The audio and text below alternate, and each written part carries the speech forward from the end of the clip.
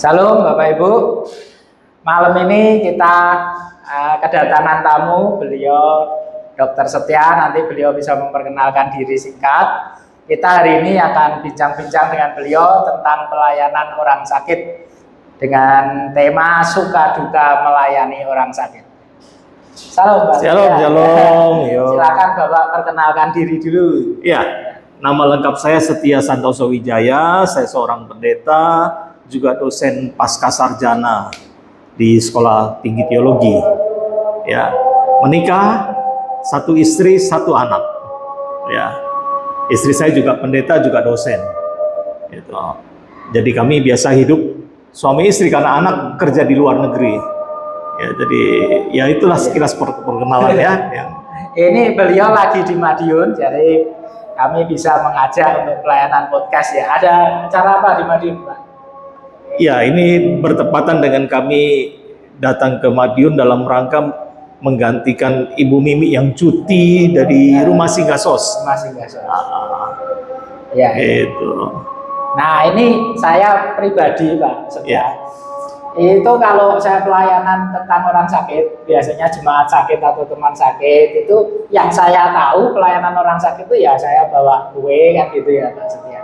Lalu saya ke rumah sakit, saya mendoakan ya seperti itulah. Nah, saya ingin tahu lebih dalam kira-kira pelayanan melayani orang sakit itu kira-kira gambaran luasnya terutama di SOS atau pelayanan Bapak yang lainnya itu bagaimana? Iya, melayani orang sakit tidak terbatas di rumah sakit, tapi juga di tempat tinggal, di rumah, ataupun di mana kita bisa berjumpa dengan orang sakit lah, ya. Begitu ya. Jadi memang tempatnya luas. Lalu kemudian juga yang kita utamakan, kita menjalin komunikasi itu pertama. Ya, ya kita mengenal dia.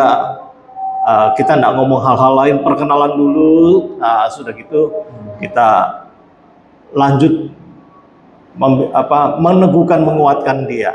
Ya, meneguhkan, menguatkan dia, menghibur dia, dan juga nanti kita tanyakan juga pokok doa apa yang mau didoakan misalkan. Ya, kami biasanya bertemu itu bukan cuma sekali kan, kalau kunjungan umum dari gereja biasa cuma dia sakit satu kali ya sudah, yang penting sudah iya, yang penting sudah dikunjungi sudah. Nah, kami lebih intens dan juga kami membantu apa yang bisa kami bantu. Misalnya Pak? Misalnya saya ambil contoh, waktu kami di Singapura kami diminta melayani juga di rumah sakit. Nah, kami dapat dengan satu keluarga. Ternyata dari Indonesia, dia ditolong untuk anaknya berobat, anaknya 11 bulan lah, begitu. Jadi suami istri ini diantar ke rumah sakit, sudah ditinggalin sama yang nganter. Akibatnya dia keluar dari rumah sakit nggak berani, ya kan harus keluar uang ya, mau beli makanan apa, dia takut, dia hanya di rumah sakit saja, gitu. Nah, waktu kami datang, kami berkenalan, lalu apa yang bisa kami bantu. Berikutnya besoknya atau kapan kami datang lagi, kami bawa roti kasih ke dia. Nah, lusanya kami datang lagi, saya mesti lihat rotinya tidak habis, ternyata tidak taunya dia itu menghemat makan roti karena takutnya nanti berikutnya tidak ada makanan, jadi dihemat-hemat. Lalu kemudian dia minta tolong, Pak, baju kami belum pernah dicuci, satu koper besar itu belum pernah dicuci. Itu pasien. Akhirnya kami bawa itu baju kotor itu, bawa pulang, kami cuci, kami bereskan semua, lipat rapi sudah semua, bawa balik lagi ke sana. Nah, di situ dia melihat, kok ada ya, sudah pendeta dari Jakarta datang jauh-jauh ke sini, mau lagi nyuciin baju dia.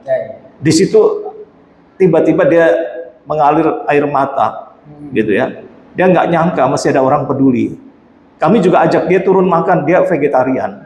Jadi kami ajak turun makan vegetarian. Nah, kalau di Singapura vegetarian kan harganya lebih tinggi daripada yang biasanya. Nah, apa-apa saya bilang. Lalu kemudian bawakan, saya ajak turun, ternyata istrinya ikut turun bersama dengan istri saya dan saya, kita turun. Suaminya tetap jaga anak. Berikan makanan, bawa naik lagi. Lusanya kami datang lagi, kunjungi dia lagi. Jadi cukup intens kami datang, Iya, iya. apa yang bisa kami tolong begitu. Nah, kalau andai kata kedapatan pasien itu yang sudah kita layani akhirnya misalkan umpama dia meninggal dunia, Hmm. kami bantu. Kami bantu. Kalau di Singapura kami bantu proses ya kan. Proses itu kan Pengiriman jenazah. pengiriman jenazah. Kalau mau dikremasi di sana juga kita bantu bagaimana prosesnya itu Iya. sampai beres. Nah, kalau yang dikirim ke Jakarta misalkan. Nah, di Jakarta pun kami ada SOS Jakarta yang siap membantu. Iya. Misalkan kebaktian kedukaannya kita bantu layani, sampai ke pemakamannya pun kami siap bantu. Jadi bukan hanya dari sakit, tetapi sampai tuntas dia. Sembuh atau Atau berpulang kita bantulah. Ya, Tapi jadi- kalau sembuh pasti ada kabar Pak ya, saling mengabari. ya biasanya kalau sudah belum sembuh benar pun semangat bersaksi itu berkobar-kobar. Oh, Saya ambil contoh ada yang kena ususnya mesti dipotong ya. 2 meter. Nah, ini sudah dipotong 2 meter, masih di rumah sakit, masih pakai kursi roda. Ya. Ada anak muda yang dipotong 50 cm histeris. Begitu ya. Ya. Nah, jadi Bapak ini datangi pasien yang mau dipotong 50 cm tadi. Dia ngobrol, saya juga mau sudah dipotong usus yang kamu mau dipotong 50 cm, saya sudah dipotong 200 cm, kan 2 meter 200 Ya. cm. Dia kaget. Nah, mereka akhirnya ngobrol, cerita. Nah, tidak histeris lagi jadi anak itu. Itu Ada yang menguatkan. ya, yang menguatkan ini juga belum sembuh benar, Belum sembuh benar. tapi semangat saling menguatkan, saling meneguhkan itu begitu tinggi. Ya, Antar pasien itu. antar pasien. Kok bisa mereka kenal Pak? Nah, orang yang ini sudah dilayani SOS. Oh, Akhirnya mereka dimuridkan selama masa mereka berobat itu dimuridkan di situ. Mereka juga dilatih bagaimana mereka harus berdoa, mendoakan orang yang lain. Gitu. Mereka bisa doakan pasien di sebelah mereka, ya. Apalagi di mana dibutuhkan mereka bisa layani. oh iya. Oke, kalau itu tadi pelayanan rumah sakit ya Pak. Ya. Ya, kalau pelayanan rumah ada Pak? Ada. Kami kalau dapat info di mana pasien itu sakit, kami pergi ke rumah itu, kami datangi. Ya seperti biasa biasanya di awal mesti perkenalan dulu, kemudian lebih intens. Ya kami datang, besoknya lagi kami datang. Ya lama-lama mereka biasanya terbuka ya. Misalkan ada menyimpan luka batin, dia cerita. Biasanya itu juga bisa jadi sarang penyakit itu. Iya. Gitu. Jadi dia terbuka, dia cerita semua. Itu saling buat pasien-pasien yang sedang sakit itu mereka sangat sukacita. Oh iya. Gitu. Karena namanya orang sakit ada dikunjungi itu, wah mereka happy banget. Ada yang peduli begitu. Iya, iya. Itu di rumah. Berarti itu kalau di rumah kenalnya dari mana Pak? Banyak melalui teman-teman, kan SOS ini kan banyak di berbagai kota ya. Iya. Ya, kadangkala kami juga dapatkan misalkan dari daerah lain menginformasikan kepada kami, misalkan saya di Jakarta diinformasikan bahwa ada pasien A yang sekarang sedang rawat jalan, misalkan tinggalnya di mana alamatnya. Nah, nanti SOS yang terdekat yang akan mengunjungi dia. Kalau Jakarta kan luas. Iya, iya. Kalau ujung ke ujung kan habis Ada berapa jam. berapa SOS Pak di Jakarta? Kalau Jakarta kan provinsi. Iya. Nah, kami ada di Jakarta Utara, Jakarta Timur, Barat, Pusat, Selatan ada. Oh, masing-masing provinsi. Masing-masing ada, ya wilayah. Masing-masing kota. Masing-masing kota madya ada. Begitu. Terus di rumah singgah itu rumah singgah ya Pak? Iya. namanya ya? Setiap rumah singgah berapa pengurus Pak? Relatif ya, itu masalah apa ya? Kita Kebutuhan aja. memberikan juga kepada mereka yang pasti ada ibu rumah singgah. Hmm. Ada PIC rumah singgahnya ada. Nah, juga nanti ada teman-teman yang volunteer. Tuhan sudah berkati saya begitu berlimpah. Saya mau berbagi misalkan saya mau kunjungi. Iya, iya. Ya. Di rumah singgah pun mereka semacam kayak, kalau mereka sendiri bilang kami tuh semacam kayak ikut retreat di sini. Jadi hidup rohani yang tadinya sebelum sakit mungkin baca Alkitab enggak, renungan enggak. Nah, ketika berada di rumah singgah ini, mereka semakin terlatih, disiplin juga. Jadi mereka membaca Alkitab. Kalau yang di SOS Jakarta, mereka sehari baca Alkitab 3 pasal, Pak. 3 pasal. Seragam. Gitu.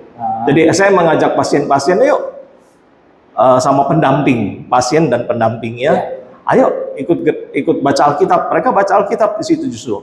Nah, ini semakin meneguhkan, menguatkan mereka. Pendamping pasien pun ikut training, Pak, ikut training sahabat orang sakit.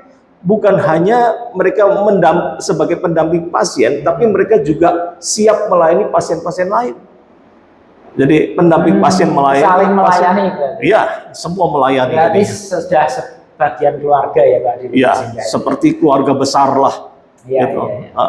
Berarti dengan begitu setelah mereka sembuh pun hubungan masih saling mendoakan. Kita ada menara doa sehari itu 5 kali. Ya. Dari Senin sampai Sabtu, berarti ada 30 kali dalam seminggu. Ya. Nah, jadi mereka bisa mau ikut jam berapa nih? Ya. Mau jam 6, jam 10 pagi, jam 1 siang, jam 4 sama jam 6 sore. Ya. Nah, itu baru di menara doa. Kami juga ada kerjasama dengan radio. Ya. Jadi itu di radio itu mereka bersaksi. Bahkan masih ada yang di rumah sakit, tapi semangat bersaksi berkobar-kobar. Kalau di gereja kan agak susah ya, jemaat disuruh bersaksi, mau bersaksi apa? Aku bingung. Nah, ini orang-orang sakit ini begitu bersemangatnya bersaksi. Mereka men-sharingkan bahwa mereka punya Tuhan yang dahsyat dan luar biasa. Gitu. Ini yang luar biasa dari orang-orang sakit. Orang sakit ya. Jadi yang diberkati tidak hanya pasien, tapi pendampingnya pun juga menjadi berkat dan diberkati. Iya. Kalau boleh tahu kota mana aja, Pak, yang ada rumah singgah SOS? Rumah singgah SOS saat ini ada di Medan, Jambi, Pekanbaru, Jakarta, Semarang, Purwokerto, Madiun, lalu Batam ada 2, satu untuk ibu hamil, satu untuk yang sakit. Lalu kami juga ada di Makassar, kami ada di Palu, ya. Ada juga di Malaysia, kami ada di Malaka. Kami ada di Malaka. Oke, jadi Bapak Ibu penonton semua, jadi kurang lebih SOS ini pelayanan untuk mendampingi, menguatkan orang sakit dan punya rumah singgah yang bisa didatangi secara gratis ya, Pak? Ya, tinggal gratis. Ini belum semua, sebagian besar sudah full AC.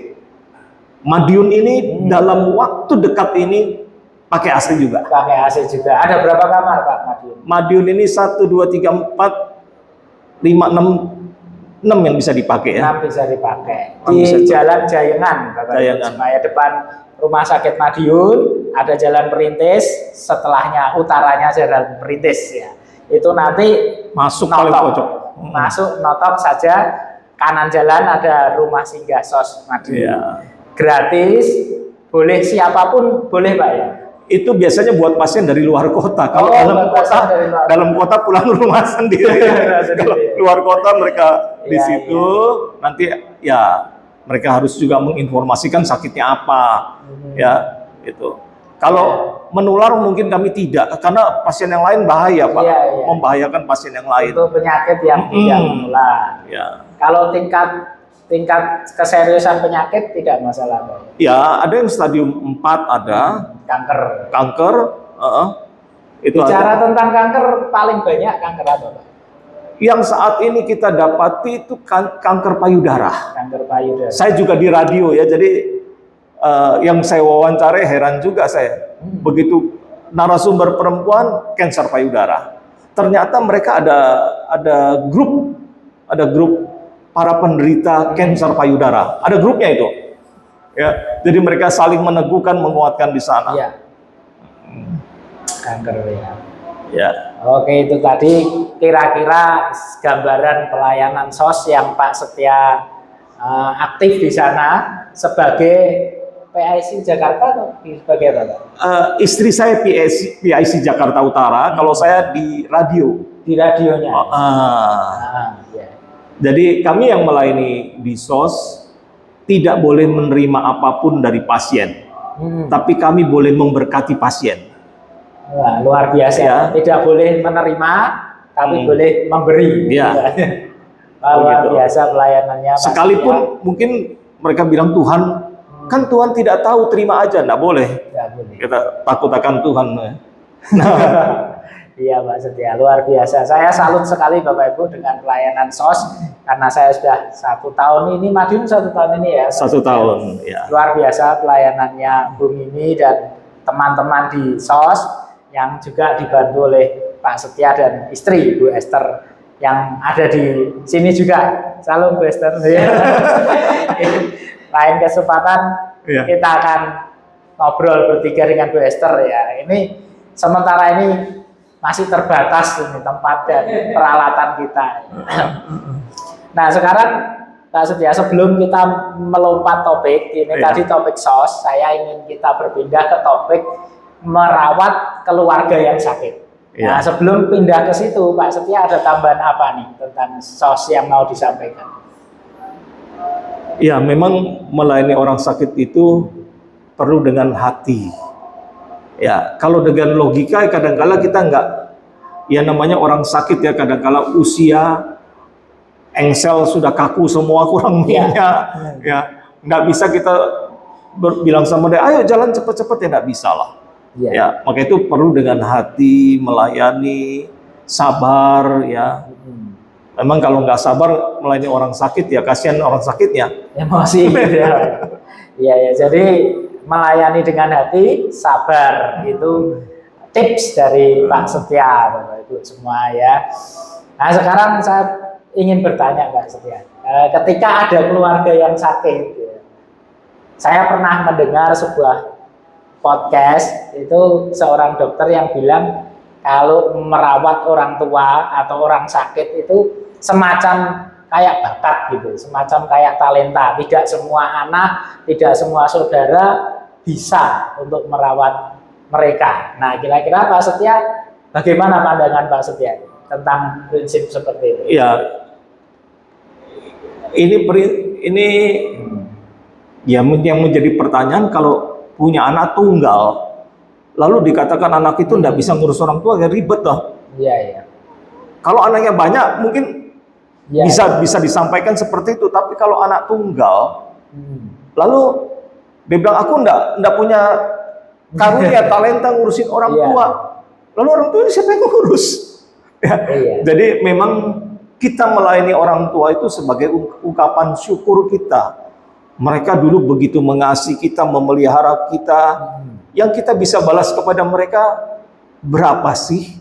Ya. Dan apa yang kita bisa balas kepada mereka? Begitu. Jadi sangat kecil sekali kita bisa sebagai ungkapan terima kasih kita, kasih sayang kita sama orang tua terbatas sebenarnya. Sangat terbatas banget waktunya ya. Waktunya juga terbatas, yang kita bisa kerjakan pun terbatas. Sedangkan mereka dari kita lahir sudah ngurusin kita tanpa peduli. Ya, apapun kondisi kita mereka menjaga kita. Sekarang masakan kita mau alasan ini itu kayak jadi anak yang apa ya? Bagaimana? Bagaimana terhadap orang tua ya?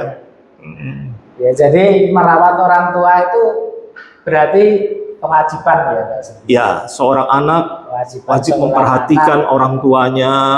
Ya, itu. Nah sekarang kan tadi ada tip sabar dan pakai hati, Pak. Sekarang tip sabarnya, Pak. Jadi kalau misalnya, oke, saya ingin sabar, saya ingin belajar sabar merawat keluarga atau sahabat atau rekan yang sakit. Tipnya apa, Pak, supaya kita sabar merawat mereka? Kalau kita menghadapi orang yang sakit, apalagi keluarga, orang tua lagi, ya, mungkin mereka saat kita suapin makan pun, ya kalau kita tidak sabaran sama mereka, kasihan, giginya sudah mulai habis, mereka makan susah, ya nggak bisa semacam kita paksa mereka, ya nggak bisa. Jadi penuh kesabaran, penuh kasih sayang sama orang tua. Ya kalau orang ada kasih, pasti sabar juga ya Pak. Berarti perbanyak kasih ya? Iya, sama orang tua. Mungkin ada yang bilang, saya kesal sama orang tua, ada luka batin dan lain sebagainya. Nah justru selagi orang tua masih ada kesempatan kita untuk kembali membina relasi dengan orang tua. Kalau sudah mati, mau nungging di depan jenazah percuma. Gitu loh. Minta ampun di sana percuma. Justru saat mereka masih hidup itu, ayo segera. Jangan tunda. Ya, baik. Saya banyak belajar dari podcast hari ini. Jadi kita mesti merawat keluarga dengan hati, Bapak Ibu semua, dan dengan penuh kesabaran. Karena merawat keluarga yang sakit itu sebuah kewajiban, bukan pilihan. Iya, jangan hitung-hitungan juga, Mak. Jangan hitung-hitungan. Ya, misalkan begini. Kita merawat, nanti dulu kita hitung-hitung nih berapa uang sudah kita keluar dan lain sebagainya. Ini sama orang tua kita melahirkan, merawat kita, dia nggak ada kalkulasi. 24 jam dia jaga, dia rawat kita. Masakan kita sama orang tua kita pakai argo ya. Jadi jangan terus. Oke Pak Setia, sebelum kita akhiri, mungkin Pak Setia bisa cerita satu kisah selama Pak Setia mendampingi orang sakit nih, satu kisah apa yang kira-kira sangat teringat di ingatan Pak Setia gitu. Ya, ini satu kisah yang buat saya sangat menarik itu ketika pasien menghadapi vonis dokter. Ya, apalagi ketika divonis hidupmu tidak lewat malam ini. Itu jantungan banget pasti buat kita. Ya. Hidupmu tidak lewat malam ini. Kalau saudara divonis seperti itu, apa yang kita mau lakukan? Mau nangis, mau jerit-jerit, apa saja bisa terjadi. Ya. Nah ini kisah ada satu pasien ketika dia menghadapi situasi vonis dokter yang seperti ini, yang dia lakukan hanya bersyukur sama Tuhan. Waktu terus berjalan. Usia berapa Pak pasien itu? Berapa ya waktu itu ya? Masih muda atau sudah? Sedang ya umurnya. 50-an. Nah, jadi begitu menghadapi masa-masa itu dia cuma hanya bisa dia bersyukur terus sama Tuhan. Berdoa berterima kasih untuk waktu hidup, berdoa berterima kasih untuk keluarga, semua dia hanya bersyukur saja. Waktu terus berjalan. Nah, coba bayangkan kalau saudara dikatakan tidak lewat malam ini, kira-kira mendekati jam 12 malam makin jantungan atau enggak? Makin dak-dikduk luar biasa, bukan? Nah, tapi ternyata ketika dia bersyukur dan bersyukur, tidak mengeluh, tidak komplain, tidak marah sama Tuhan, dan tidak menyebutkan jasanya buat Tuhan. Biasanya kan orang kalau sudah gitu, Tuhan, bukankah saya sudah melayani? Terus, saya gembala sidang, saya aktif di paduan suara, banyak lagi jadi guru sekolah minggu dan lain sebagainya. Tapi hanya bersyukur dan bersyukur. Waktu itu lewat dari jam 12. Lewat terus, dia hanya bersyukur sudah sampai di pagi. Ternyata lewat terus waktu itu, dan Tuhan pulihkan dia. Dokter yang vonis dia, berapa waktu kemudian kaget lihat kondisi yang sudah dipulihkan. Ini sangat menarik sekali. Ya, bersyukur. Maka itu banyak orang sakit yang tadinya mengeluh, begitu dilayani, dikuatkan, diteguhkan, mereka selalu mengatakan Tuhan Yesus baik. Saya ketemu dengan seorang ibu juga yang sakit 2 macam kanker stadium akhir. 2 kanker stadium akhir. Saya tahu dia sakit setengah mati. Tapi mulutnya selalu mengatakan Tuhan Yesus baik. Tuhan Yesus baik. Apa yang Tuhan Yesus lakukan terbaik buat saya. Ya, ini sangat menarik menghadapi pasien yang bersyukur ya. Di saat terakhir tetap bersyukur sama Tuhan. yang kedua itu tadi akhirnya sembuh atau berpulang? Berpulang. Berpulang ya. Berpulang tapi tetap dengan bersyukur kepada Tuhan. Bersyukur. Gitu ya. Saya berulang kali datang ke rumahnya juga sama istri, datang kunjungi ya. Dan bagaimana ketika sakit itu menyerang fisiknya. Ya. Itu dua kanker stadium akhir, saudara bisa bayangkan tuh ya. pedihnya sakitnya seperti apa. Gitu. Nah, tapi di situ dia selalu mengatakan Tuhan Yesus baik sampai akhir. Ya. Ini finish dengan baik. Ya. Tidak maki-maki Tuhan, tidak marah Tuhan. Ya. Oh gitu. Luar biasa. Jadi Bapak Ibu, vonis dokter bukanlah segalanya ya, maksudnya ya. Tetap bersyukur dan memiliki iman, karena hidup kita kan tidak di tangan vonis dokter, tapi Tuhan yang memiliki hidup kita. Jadi kalau kita mengalami hal seperti itu, tetap semangat, tetap bersyukur. Ya, saya berpikir semangat hidup itu penting ya Pak Setia ya. Mesti punya hati yang gembira. Hati yang gembira adalah obat ya. Hati yang gembira adalah obat. Baik pasiennya maupun yang melayani. Biasanya pasien kami juga ajak mereka nyanyi. Hati yang gembira itu kita ajak mereka. Ya. Mereka senang sekali menyanyi. Ya, walaupun ada pasien yang juga buta, diajak menyanyi, dia senang sekali. Ya. Gitu. Kami mengunjungi bukan hanya di satu kota, tapi di berbagai kota kami sudah keliling. Ketika pasien ada sukacita di dalam dirinya, ya.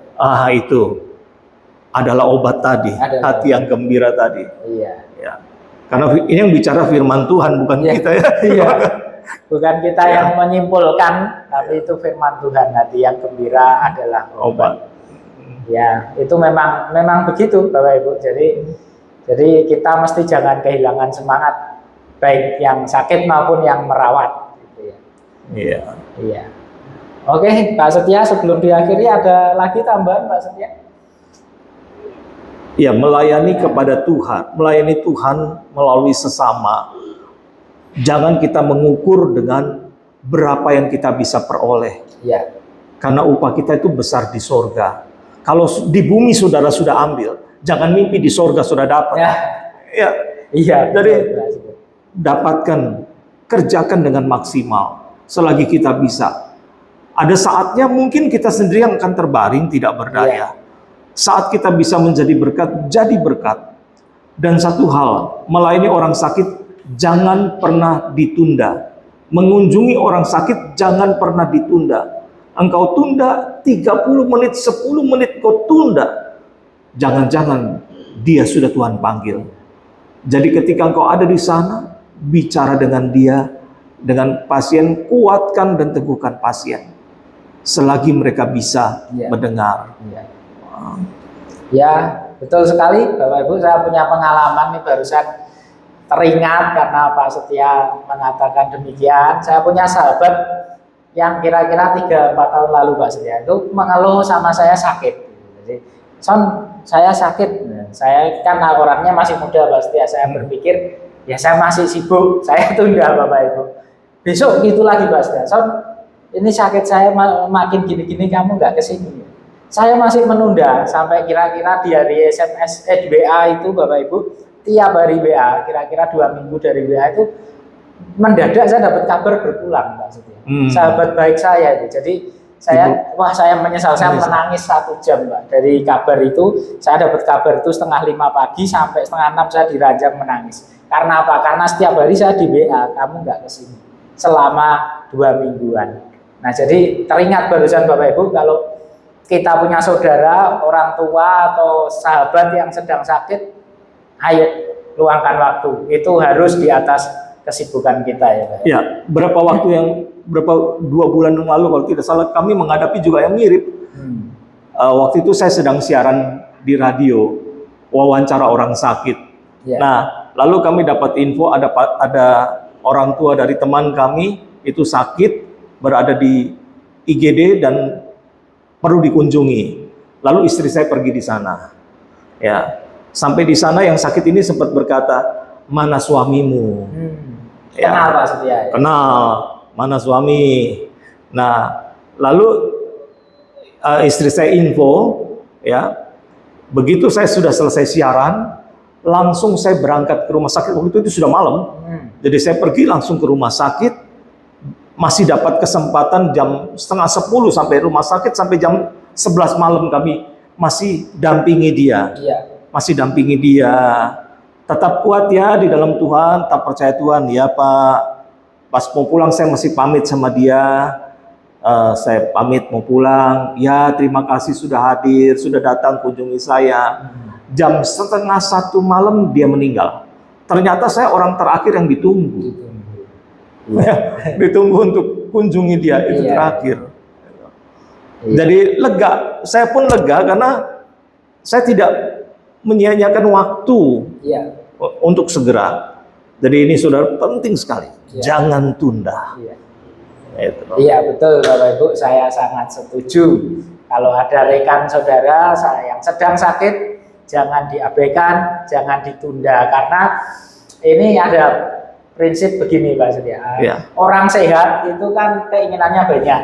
Tapi orang sakit itu keinginannya satu, sembuh. Ya, betul ya. Jadi orang sakit itu keinginannya sembuh, Bapak Ibu. Tidak seperti kita orang sehat banyak keinginan. Maka dari itu dikunjungi itu sangat menguatkan mereka yang sakit juga. Yuk kita luangkan waktu. Mulai hari ini kita kunjungi yang sakit, terutama keluarga yang perlu dirawat, kita juga rawat. Rekan yang sakit kita kunjungi. Melayani orang sakit itu bentuk pelayanan yang mulia.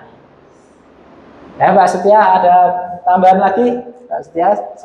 Kalau kami melayani orang sakit, sebenarnya kami tidak memandang agama apa, karena kita menguatkan orang sakit, ya, supaya mereka punya hati yang sukacita, gembira. Ya, ini menjadi sangat penting. SOS hadir menjadi mitra buat gereja.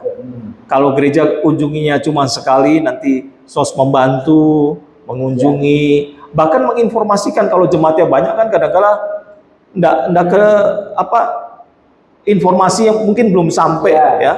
Jadi kalau kami tahu dulu, kami informasikan kepada pihak gereja bahwa ada jemaat yang sakit, jemaat gereja tersebut yang sakit sedang berada di rumah sakit. Jadi kita bersinergi. Ya. Saat ini sangat penting lembaga-lembaga Kristen bekerja sama, bersinergi, menjadi berkat buat banyak orang. Sekali lagi SOS ini tidak terbatas agama ya Pak? Ya, kita melayani lintas agama. Melayani lintas agama. Non-Kristen mau ke rumah singgah SOS? Iya. Karena kita menolong, kan ini kemanusiaan.